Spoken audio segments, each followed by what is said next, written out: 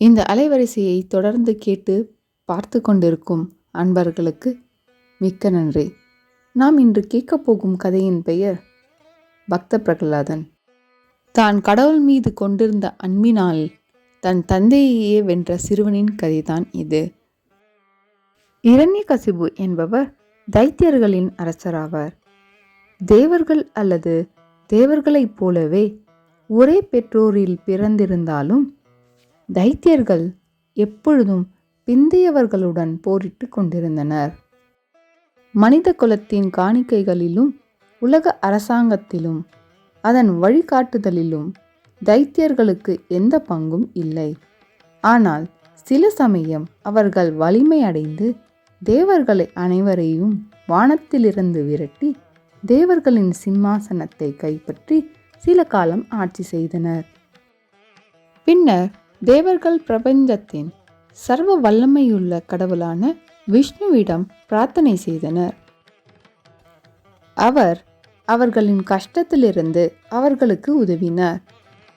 ஆனால் தைத்தியர்கள் விரட்டி அடிக்கப்பட்டனர். மீண்டும் தேவர்கள் ஆட்சி செய்தனர். தைத்தியர்களின் அரசனான இரண்யகசிபு தன் உறவினரான தேவர்களை வென்று வானத்தின் சிம்மாசனத்தில் அமர்ந்து மனிதர்கள் மற்றும் விலங்குகள் வசிக்கும் மத்திய உலகம் என்று 3 உலகங்களையும் ஆட்சி செய்தான். அதாவது தேவர்களும் கடவுள் போன்ற ஜீவன்களும் வாழும் வானங்கள் மற்றும் தைத்தியர்கள் வசிக்கும் பாதாள உலகம்.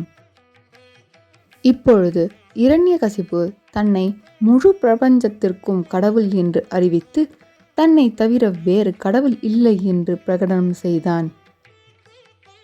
சர்வ வல்லமையுள்ள விஷ்ணுவை எங்கும் வணங்கக்கூடாது என்று கண்டிப்புடன் கட்டளையிட்டான். மேலும் இனி எல்லா வழிபாடுகளும் தனக்கு மட்டுமே வழங்கப்பட வேண்டும் என்றும் அறிவித்தான். இரண்யகசிபுவுக்கு பிரகலாதன் என்ற ஒரு மகன் இருந்தான். குழந்தை பருவத்திலிருந்தே அந்த பிரகலாதன் இறைவனிடம் அலாத பக்தி கொண்டிருந்தான்.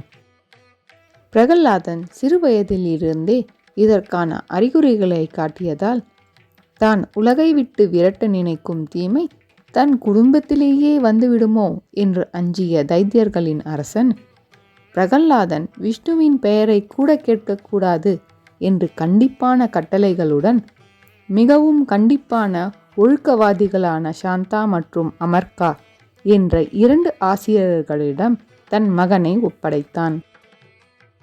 ஆசிரியர்கள் இளவரசரை தங்கள் வீட்டிற்கு அழைத்து சென்றனர்.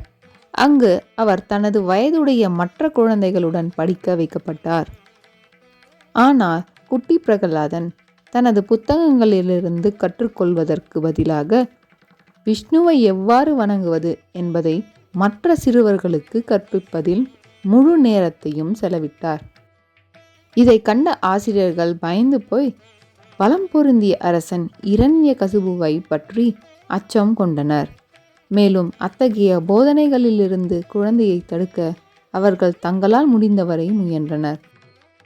ஆனால் பிரகலாதனால் மூச்சு விடுவதை நிறுத்துவதை விட விஷ்ணுவை வழிபடுவதை நிறுத்த முடியவில்லை.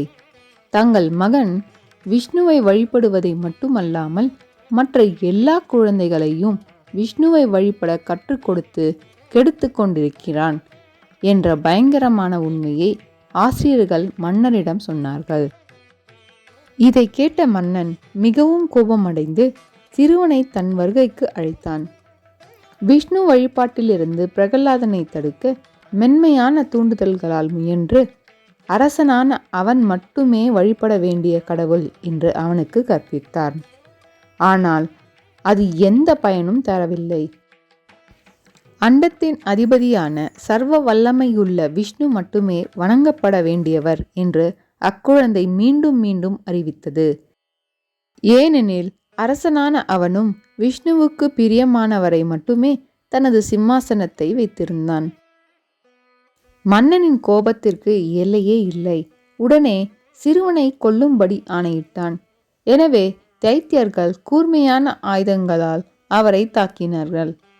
ஆனால் பிரகலாதனின் மனம் விஷ்ணுவின் மீது மிகவும் கவனம் செலுத்தியது.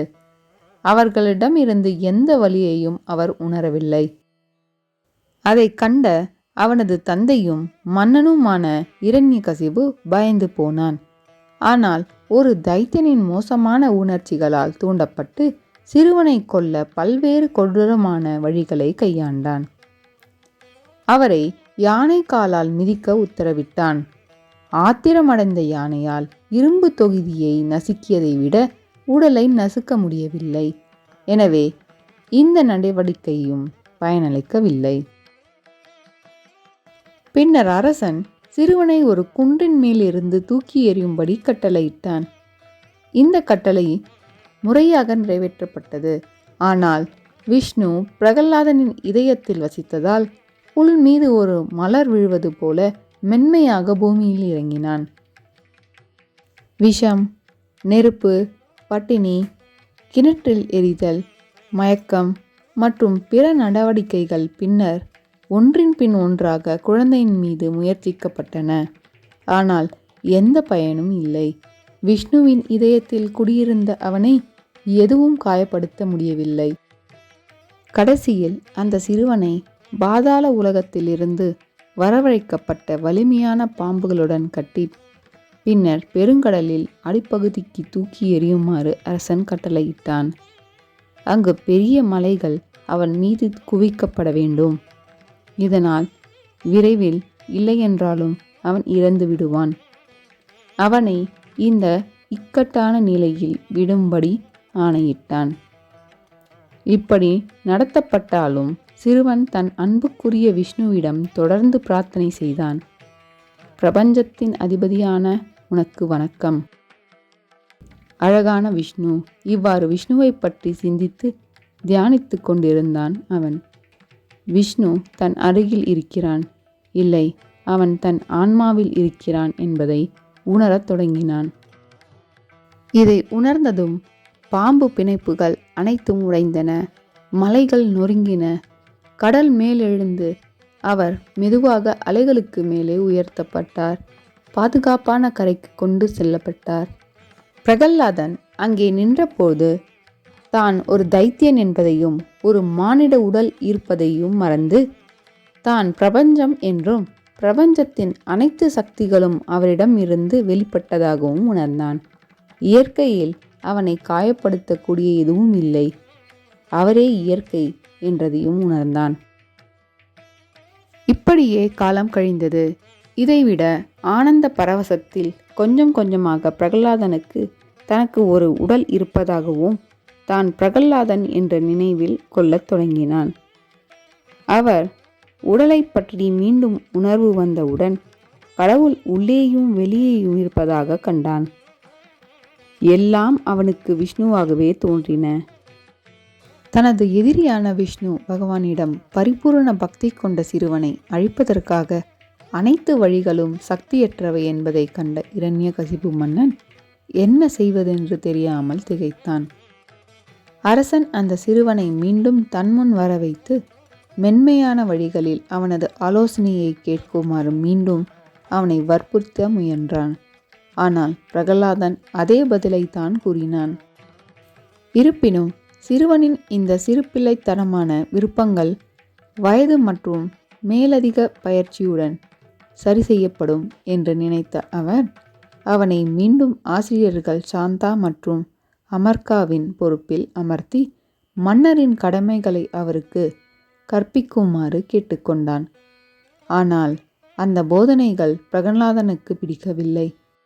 மேலும் அவன் தனது பள்ளி தோழர்களுக்கு பகவான் விஷ்ணுவின் பக்தி மார்க்கத்தை கற்பிப்பதில் தனது நேரத்தை செலவிட்டான். இதை அறிந்த அவரது தந்தை மீண்டும் ஆத்திரமடைந்து சிறுவனை தன்னிடம் அழைத்து கொலை மிரட்டல் விடுத்ததுடன் விஷ்ணுவை தகாத வார்த்தைகளால் திட்டியுள்ளான். ஆனால் பிரகலாதன் விஷ்ணுவே பிரபஞ்சத்தின் அதிபதி, ஆரம்பமற்றவன், முடிவற்றவன், சர்வ வல்லமை படைத்தவன், எங்கும் நிறைந்தவன், எனவே அவனை மட்டுமே நான் வணங்க வேண்டும் என்று வலியுறுத்தினான். மன்னன் கோபத்துடன் கர்ஜித்தான். தீயவனே, உன் விஷ்ணு எங்கும் நிறைந்தவன் என்றால் அவன் ஏன் இந்த தூணில் வாசம் செய்யவில்லை என்று கேட்டான். பிரகலாதன், தந்தையே, அவர் தூணிலும் இருப்பார், துரும்பிலும் இருப்பார் என்று கூறினான். அப்படியானால் அவன் உன்னை காத்து கொள்ளட்டும், இந்த வாளால் உன்னை கொல்வேன் என்றான். அவ்வாறு கூறிய மன்னன் கையில் உள்ள ஆயுதத்துடன் அவனை நோக்கி ஓடி வந்து தூணில் பயங்கர அடி கொடுத்தான். உடனே இடிக்கும் குரல் கேட்டது.